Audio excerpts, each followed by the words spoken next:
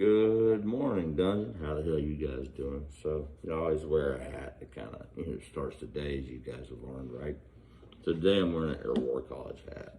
What is Air War College? Air War College is a top university in the United States Air Force and DoD sponsored. And it's basically a graduate program where they send leaders in the Department of Defense and intelligence community to go get very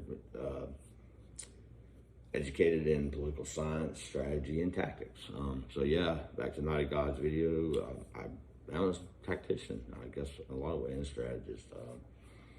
Not bragging, I'm just pointing out so you know where I'm thinking from.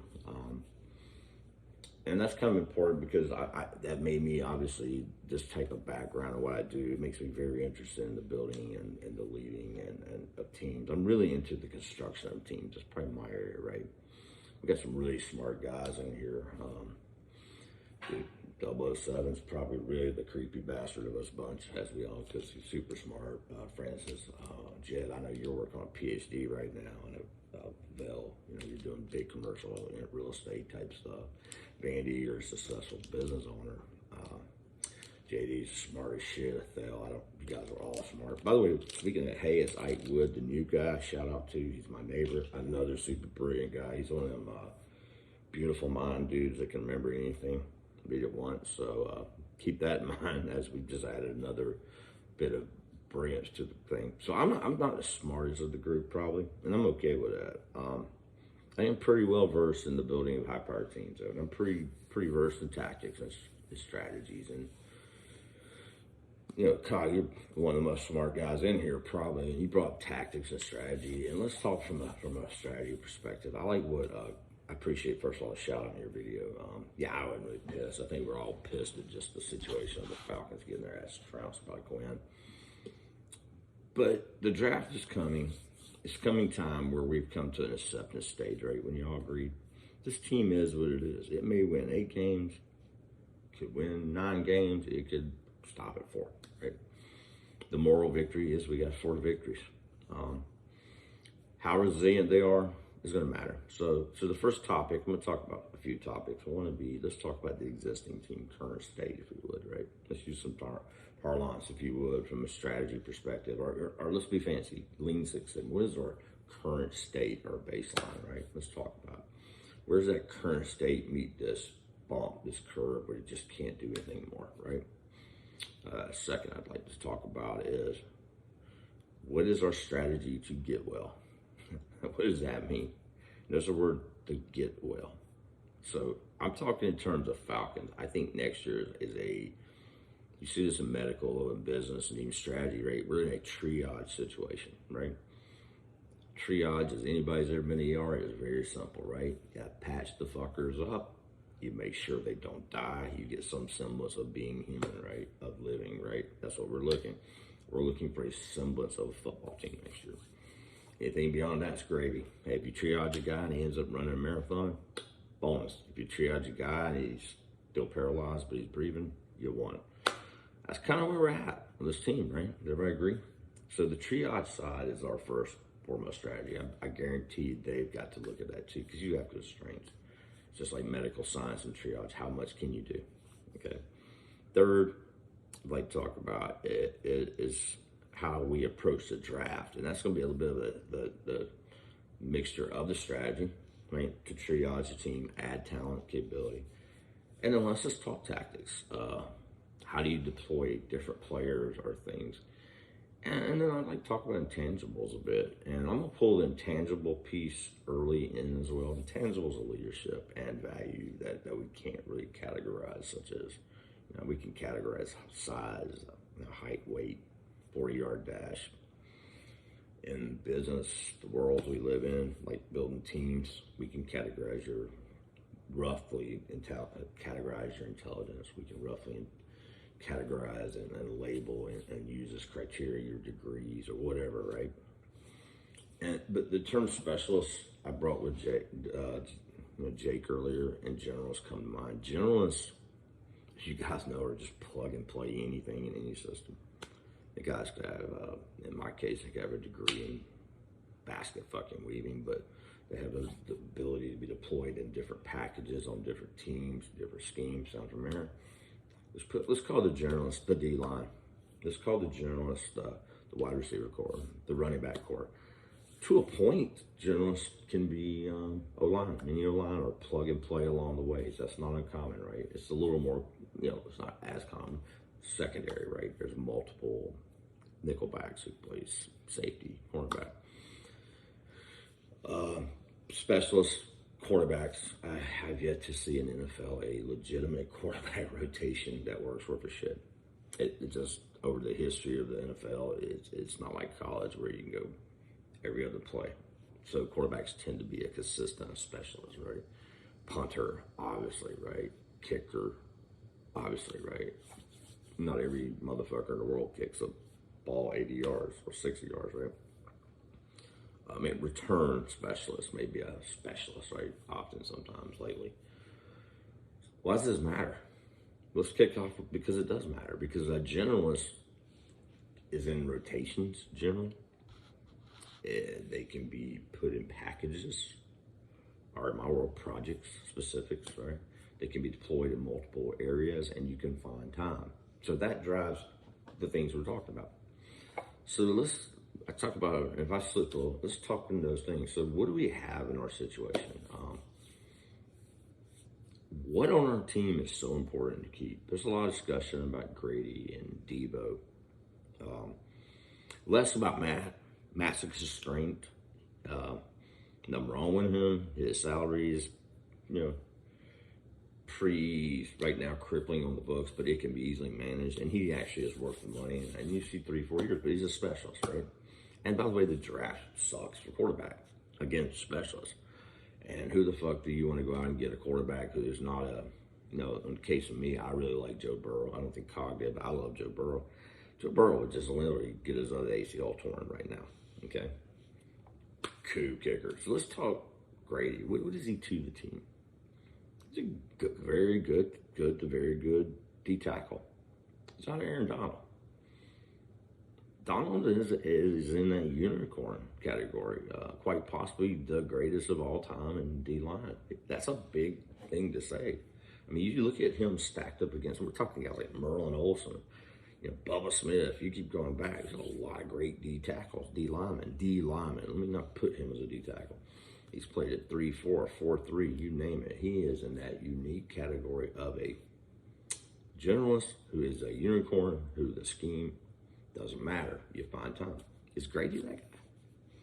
Is Grady worth building around? Is he worth 18, 15, 18, 20 million a year? You got to ask yourself that. So keep that in mind. Debo. Is he transcendent as a middle linebacker? Ask yourself these questions. There's two giant cap hits. I mean, big ones. A lot of our income, a lot of what we, revenue, a lot of our precious dollars are tied into these two players. Two players that are part of some of the shittiest defenses in the NFL. Let's talk current state. Our defense is absolutely shitty. Really is, right? Okay, let's go to the other side of the ball for just a second. Earn value manage if you want to. Be fancy. Julio was a big fucking cap hit. Is Julio great? Yeah, he is. He's a unicorn to a point, right? Play multiple systems. Did Julio will our offense to win to the point that he was really worth keeping for the amount of money he liked and the Pistons? No, it wasn't. I think we're looking at the same situation as these guys. So when you realistically look at our team, I picked on these three players, and there may be others, but I think that these three come to mind. One's gone now, obviously. Are they that important? No. We have had, coming off a 4-12 season, I can't remember now, 6-10, 7-9 before. Been in a general funk, decline. These guys were in decline on bad seasons, but, they're not transcending team. So from a current state perspective, from what I look at, one was already jettisoned. Then we drafted Pitts. You might as well call Pitts the Julio, the new unicorn, right? Another kid who early in his career, he appears to be in that kind of category unicorn. He can do anything. He's a wide receiver. Is he a tight end? Is he an H-back? Who the fuck knows? He's a guy you get plays for and you get the ball to, right? And so Julio's gone. What do we do with grading? I think we have to realistically value. I don't know that we can. Maybe we can trade him.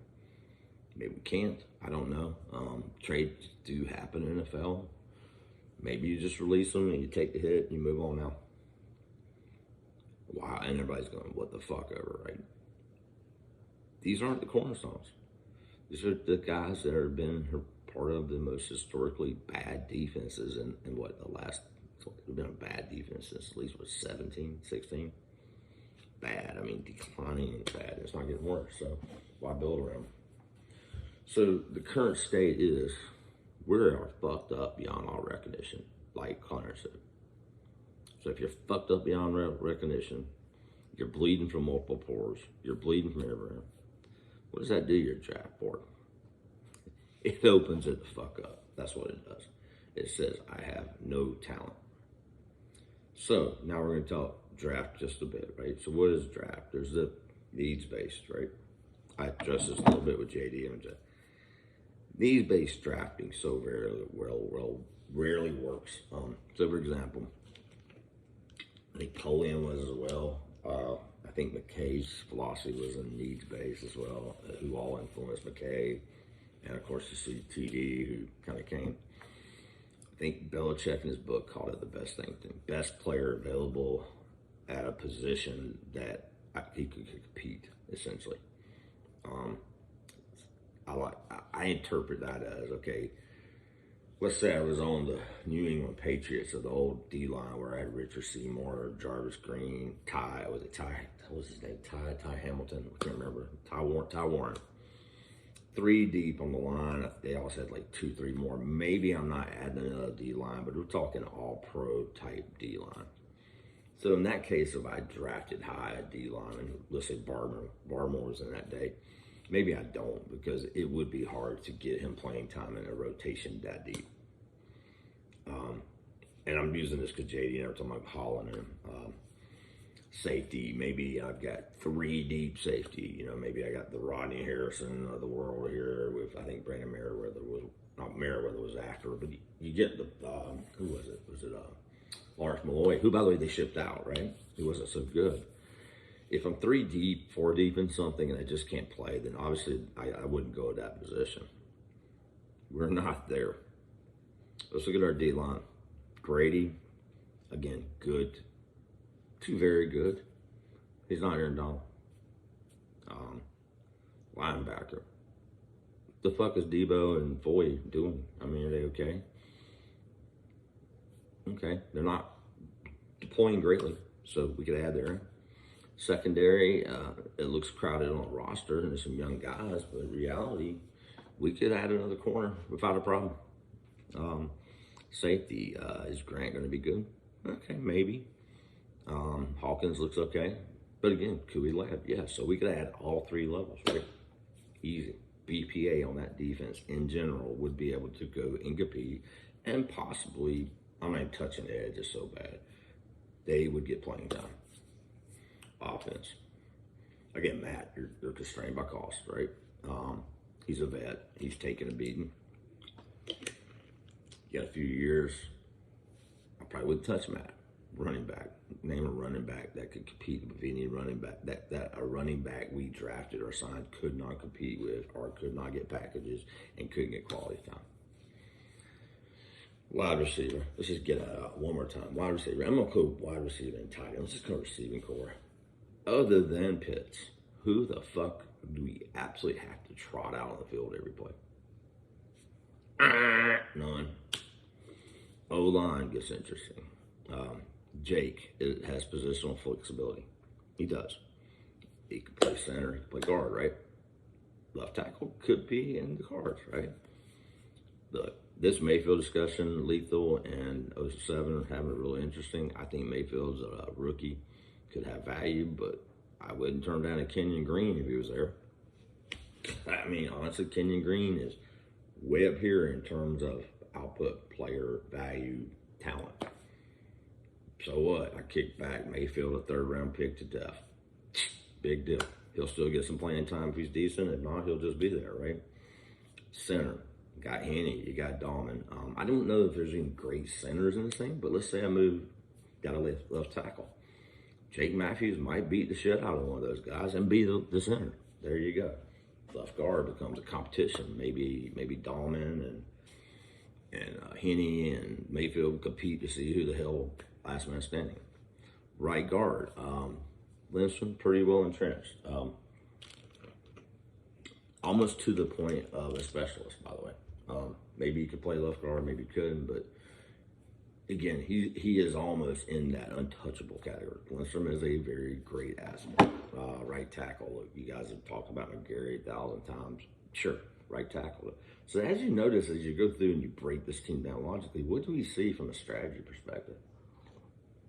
So let's finish out our current state. So this team, 4 wins. They were in the thick of a wild card. They're not out of it. So the ceiling for them potentially could be a wild card. They could get on a run. It's a fact. Look, don't give doom and gloom because it's NFL. The same team that built the Saints could still arise. They got demolished, and I'll tell you, part of their deep demolition may have been, losing a teammate like Ridley, whether he's produced or not, is big when he has emotional and mental concerns. That affects the locker room. Losing CP affects a locker room, right? It affects your play on the field. Losing a Hurst affects you, right? He's an ally.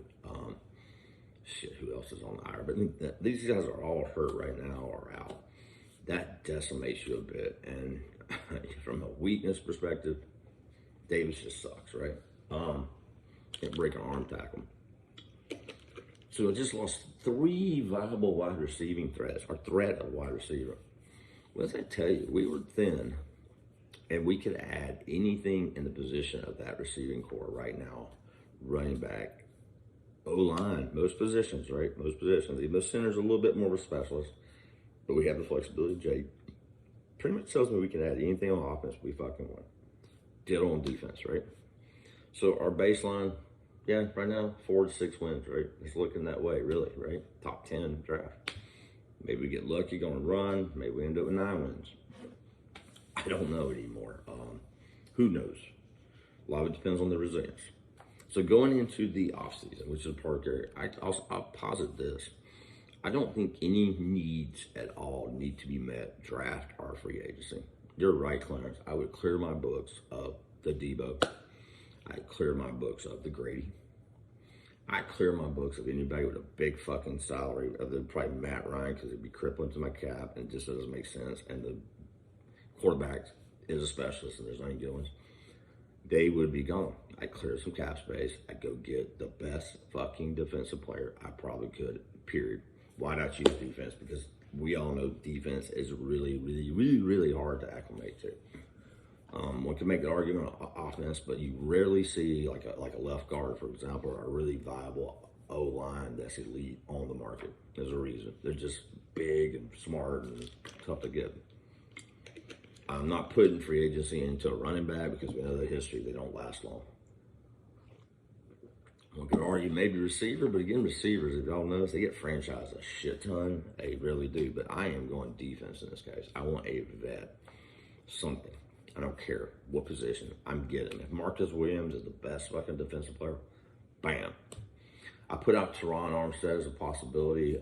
007, you're correct about injuries at point. He hasn't had any injuries past the last 3-4 years.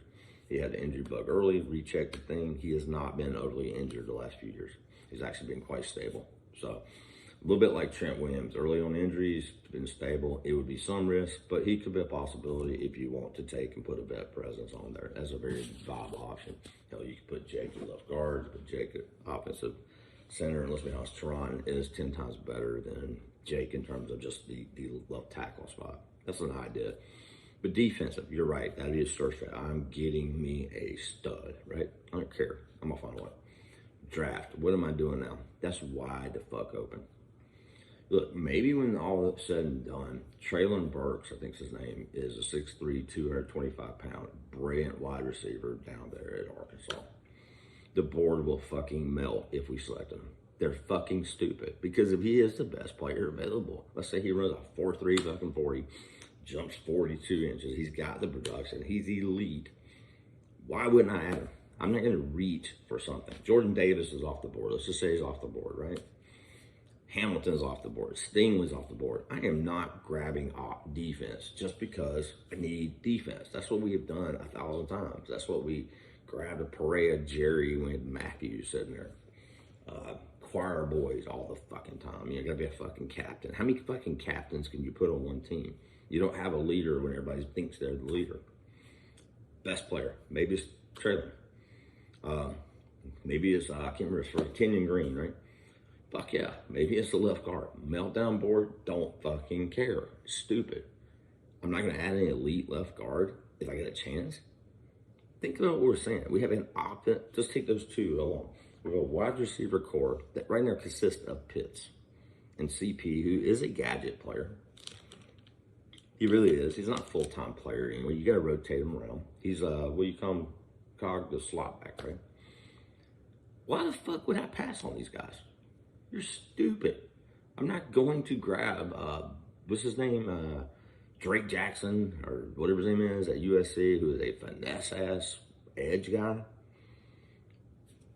Above those two guys. It's fucking stupid. I'm not reaching. I'm not going to grab Xavier Thomas from Clemson, bump him up 3 rounds. Does it sound familiar with TD's draft? Bump him up 3 rounds because I just got to have him, right? Stupid.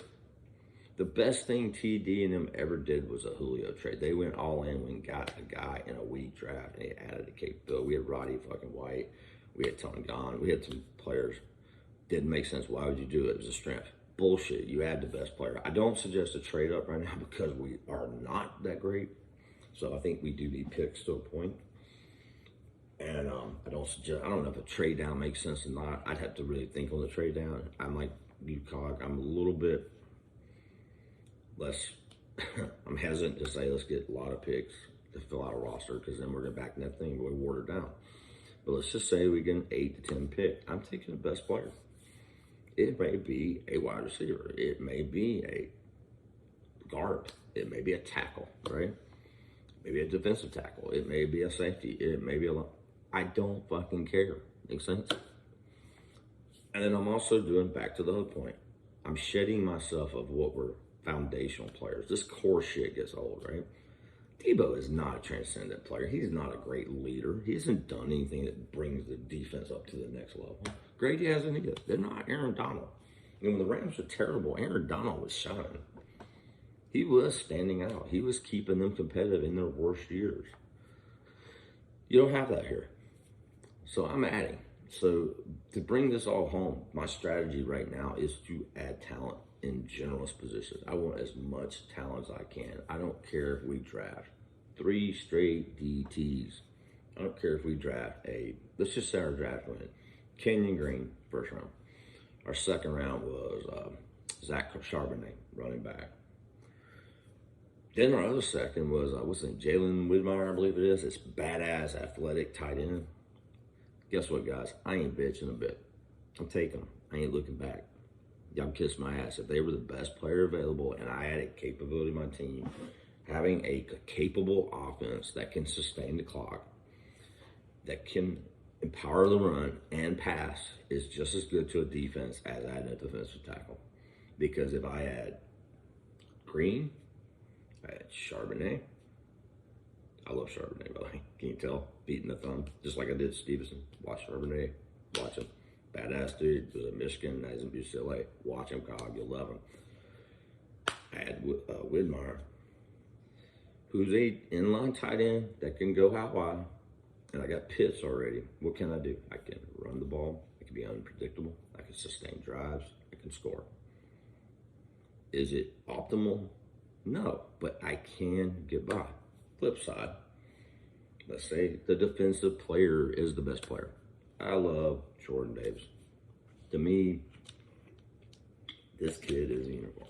He is a oddity. He's 6'6", 340. He can chase down running backs. He can rush the passer.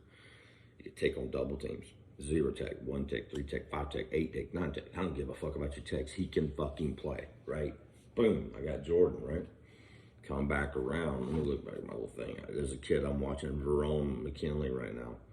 Verone McKinley is a free safety I love. He's a roaming.